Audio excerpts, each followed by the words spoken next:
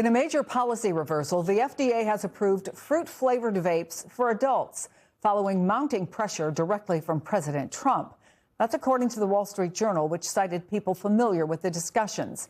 On the campaign trail, the president vowed to, quote, save vaping. But health advocates are warning that allowing flavors like mango and blueberry will only entice teenagers to pick up an e-cigarette, something the FDA has spent years working to prevent. I want to bring in Dr. Vin Gupta, NMS Now senior medical analyst, pulmonologist, American Lung Association board member as well. It's always good to see you, Vin. Vape use among youths has currently dropped to a 10-year low, but are you at all concerned that having these flavors on the shelf will change that? Yes, absolutely. This is the position of the American Lung Association, Chris, and other public health entities, which is the progress we've seen between 2019 and 2024 on reducing youth vaping is in part these bans on flavored e-vapes. And now that we're saying that now adults are going to have access to them, the concern here is, can you actually implement age restrictions? There has not been a proven precedence for that.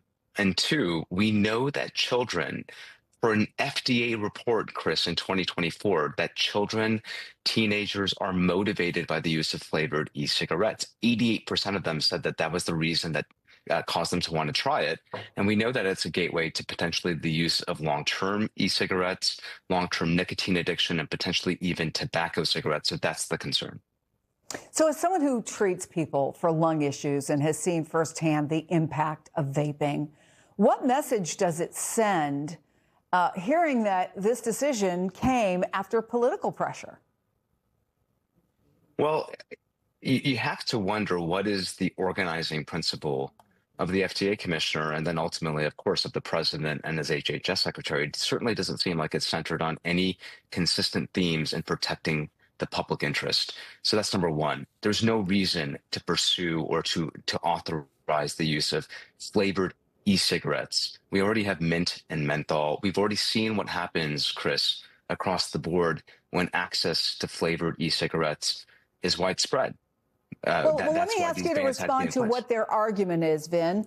Vaping companies argue their products help adults transition away from regular cigarettes, and that's a net benefit.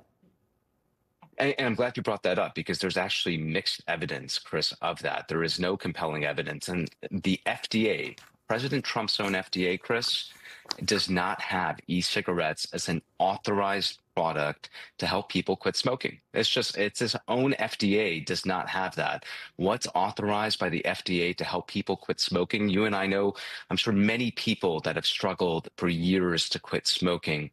What's authorized? Nicotine replacement therapy, ideally combination nicotine replacement therapy, the classic lozenge plus, say, a patch, combined with behavioral support, behavioral counseling support. We know that these things can work. It's hard work, but we do not have compelling evidence for, clear evidence for, that the FDA has yet to approve as e-cigarettes for adults. Yes, there's some people out there that think it reduces harm. Sure. Am I going to sit here and say that for some people it's helped them quit smoking? Sure, there's edge cases, of course, but is there enough evidence that the president's own FDA is unwilling to authorize it for that specific purpose?